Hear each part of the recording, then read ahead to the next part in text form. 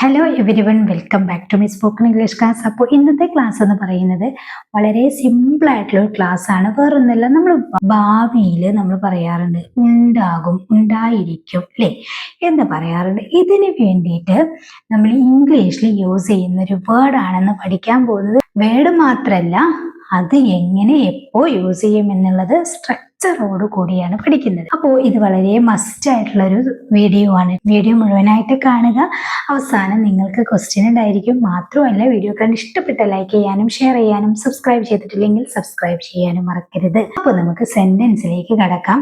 അവൻ ട്രെയിനിലുണ്ടാകും, അവൻ വീട്ടിലുണ്ടാകും, അവൻ ഓഫീസിൽ പോവുകയായിരിക്കും, ഇങ്ങനെയൊക്കെ പല കാര്യങ്ങളും നമ്മൾ പറയാറുണ്ട്. അപ്പൊ ഇതിന് വേണ്ടിയിട്ട് നമ്മൾ യൂസ് ചെയ്യുന്നതാണ് വിൽ ബി എന്നുള്ള ഒരു വേർഡ്, അല്ലേ? നമുക്കറിയാം, വില്ലാണ് നമ്മുടെ ഫ്യൂച്ചറിൽ ഒരു കാര്യം പറയാൻ വേണ്ടിയിട്ട് യൂസ് ചെയ്യുന്ന ഓക്സിലറി. അതുപോലെ വിൽ ഹാവ്, വിൽ ബി, ഇങ്ങനെ പല കാര്യങ്ങളും നമ്മൾ യൂസ് ചെയ്യാറുണ്ട്. ഇതിനൊരു സ്ട്രക്ചർ ഉണ്ട്. സ്ട്രക്ചർ ഞാൻ അവസാനം പറഞ്ഞു തരാം. ഞാൻ നാളെ വീട്ടിലായിരിക്കും, അല്ലേ? ഞാൻ നാളെ വീട്ടിലായിരിക്കും, അല്ലെങ്കിൽ ഞാൻ നാളെ വീട്ടിലുണ്ടാകും, ഇങ്ങനെ പറയാറുണ്ടല്ലോ. ഐ വിൽ ബി ആണ് യൂസ് ചെയ്യേണ്ടത് കേട്ടോ. I will be at home tomorrow. I will be at home tomorrow. ഞാൻ നാളെ വീട്ടിലായിരിക്കും. ഓക്കെ. അവൾ വൈകും, അല്ലേ? അവൾ വൈകും എന്നാണ് പറയുന്നത്. ഇതും വരാനിരിക്കുന്ന കാര്യമാണ്. She will be late. She will be late. അവൾ വൈകും. അവൻ ഇന്ന് തിരക്കിലായിരിക്കും.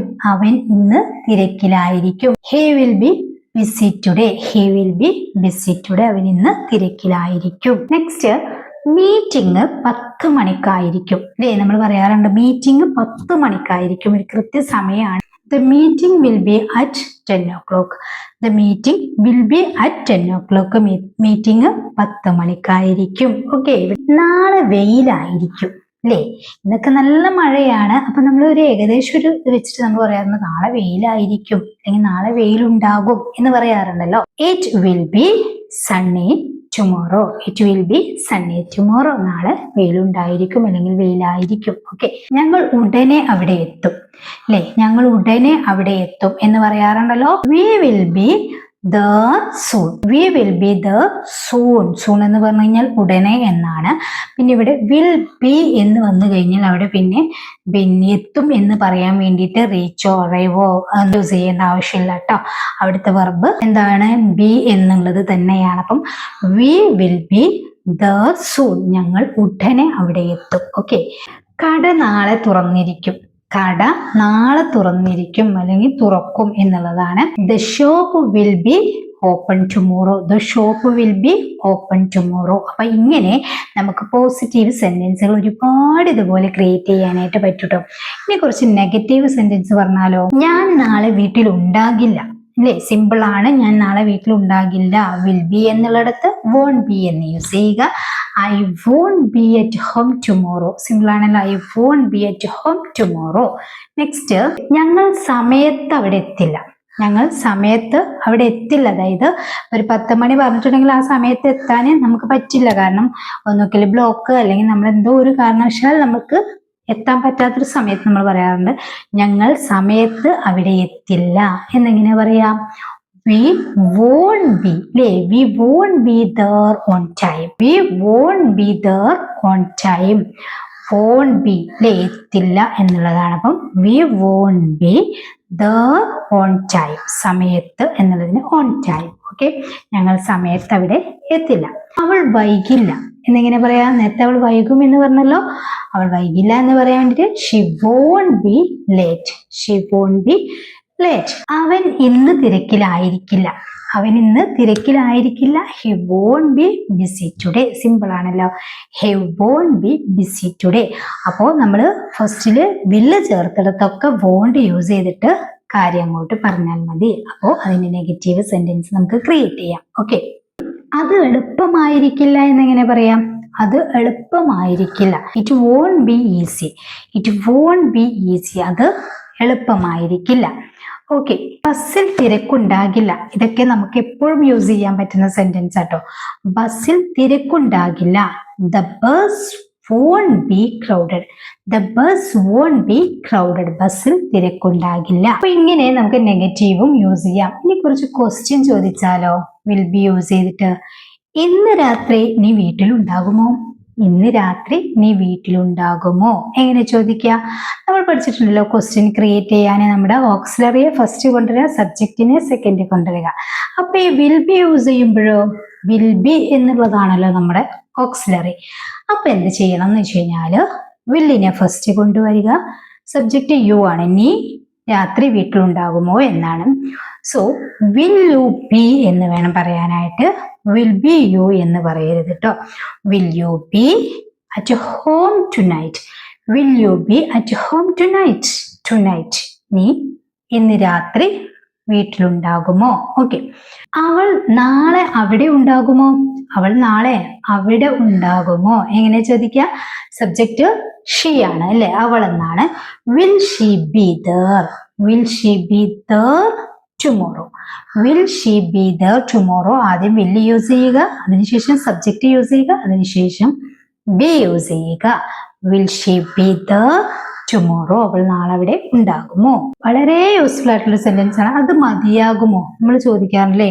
ഇപ്പം എന്തെങ്കിലും ഒരു കാര്യത്തിനുള്ള പണം അല്ലെങ്കിൽ എന്തെങ്കിലും ഒരു സാധനം, ഇതൊക്കെ നമ്മൾ ചോദിക്കാറ് അത് മതിയാകുമോ അല്ലെങ്കിൽ അത് തികയുമോ എന്ന് ചോദിക്കാറുണ്ടല്ലോ. എങ്ങനെ ചോദിക്കുക? അത് എന്ന് പറയുന്നതാണ് ഇവിടുത്തെ subject. Will it be enough, will it be enough. Enough എന്ന് പറഞ്ഞു കഴിഞ്ഞാൽ മതിയാകുമോ അല്ലെങ്കിൽ തികയുമോ എന്നൊക്കെ ചോദിക്കാൻ വേണ്ടിയിട്ടാണ് ഇനഫ് യൂസ് ചെയ്യുന്നത്. വിൽ ഇറ്റ് ബി ഇനഫ്, അത് മതിയാകുമോ? ഓക്കെ. അവർ തയ്യാറായിരിക്കുമോ, അവർ തയ്യാറായിരിക്കുമോ, അവർ റെഡി ആയിരിക്കുമോ എന്ന് ചോദിക്കാറുണ്ടല്ലോ. ഇവിടെ സബ്ജക്റ്റ് ദേ ആണ്. അപ്പോ will they be ready, will they be ready, അവർ തയ്യാറായിരിക്കുമോ? അപ്പോ ഇങ്ങനെ തന്നെയാണ് നമുക്ക് നെഗറ്റീവിലും ക്വസ്റ്റ്യൻ ചോദിക്കേണ്ടത് കേട്ടോ. വിൽ എന്നുള്ളിടത്ത് വോണ്ട് യൂസ് ചെയ്യുക. ഇത്രയും കാര്യം ക്ലിയർ ആയല്ലോ. നമ്മള് വിൽ ബി യൂസ് ചെയ്തിട്ട് സെന്റൻസ് പറഞ്ഞു, അതിന്റെ നെഗറ്റീവ് പറഞ്ഞു, അതിന്റെ ക്വസ്റ്റ്യൻ പറഞ്ഞു. അപ്പൊ പറഞ്ഞത് ഫുള്ളും എന്താണ്? നമ്മള് നൗണ് യൂസ് ചെയ്തിട്ടാണ്. അപ്പോ subject plus will be plus noun അല്ലെങ്കിൽ അഡ്ജക്റ്റീവ് അല്ലെങ്കിൽ ഒരു പ്ലേസ്, ഇതൊക്കെയാണ് നമ്മൾ യൂസ് ചെയ്യുക. ഇനി നമ്മൾ ക്വസ്റ്റ്യൻ ചോദിക്കുന്ന സമയത്ത് വില്ല്, അതിനുശേഷം സബ്ജക്റ്റ്, അതിനുശേഷം ബി അല്ലേ യൂസ് ചെയ്യുക നമ്മൾ പറഞ്ഞല്ലോ. അതിനുശേഷം നമുക്ക് എന്താണോ ആഡ് ചെയ്യാനുള്ളത് ആഡ് ചെയ്ത് കൊടുക്കാം.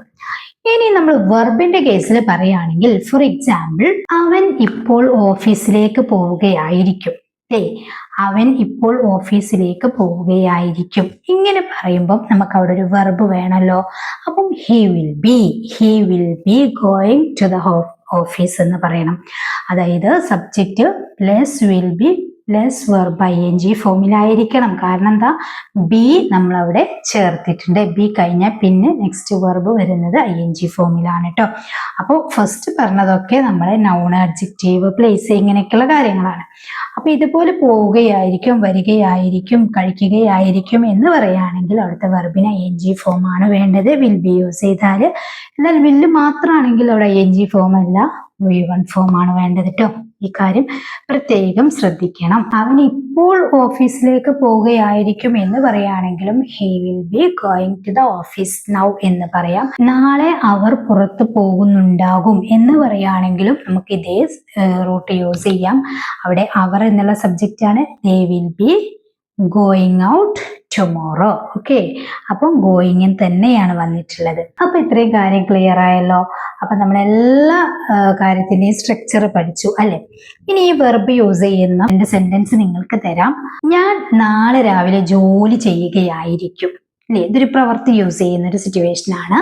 ഞാൻ നാളെ രാവിലെ ജോലി ചെയ്യുകയായിരിക്കും എങ്ങനെ പറയും ഒന്ന് താഴെ കമന്റ് ചെയ്യുക. അതുപോലെ തന്നെ അവൾ ഇന്ന് രാത്രി പഠിക്കുകയായിരിക്കും, അവൾ ഇന്ന് രാത്രി പഠിക്കുകയായിരിക്കും. ഇത് രണ്ടുമാണ് ഇന്നത്തെ ക്വസ്റ്റ്യന്. വെർബ് യൂസ് ചെയ്യുന്നതാണ്. നമ്മൾ സ്ട്രക്ചറൊക്കെ മനസ്സിലാക്കിയിട്ടൊന്ന് ട്രൈ ചെയ്ത് നോക്കുക കേട്ടോ. ഇന്ന് നമ്മൾ ഡിസ്കസ് ചെയ്തത് വിൽ ബി എങ്ങനെയെല്ലാം യൂസ് ചെയ്യാം എന്നുള്ളതാണ്. നമ്മുടെ ഡെയിലി ലൈഫിലുള്ള കാര്യങ്ങൾ പറയാൻ വേണ്ടിയിട്ട്. അപ്പോൾ ഈ വീഡിയോ നിങ്ങൾക്ക് യൂസ്ഫുൾ ആയിട്ടുണ്ടെങ്കിൽ ലൈക്ക് ചെയ്യുക, ഷെയർ ചെയ്യുക. ചാനൽ ഇതുവരെ സബ്സ്ക്രൈബ് ചെയ്തിട്ടില്ലെങ്കിൽ നിങ്ങൾ ചാനൽ മസ്റ്റ് ആയിട്ടും സബ്സ്ക്രൈബ് ചെയ്ത് ബെല്ലൈക്കണും ഓൾ ഓപ്ഷൻ ഒക്കെ ഒന്ന് ക്ലിക്ക് ചെയ്ത് വെക്കാം കേട്ടോ. ഓക്കെ, നെക്സ്റ്റ് നല്ലൊരു വീഡിയോ ആയിട്ട് കാണാം. Thank you so much.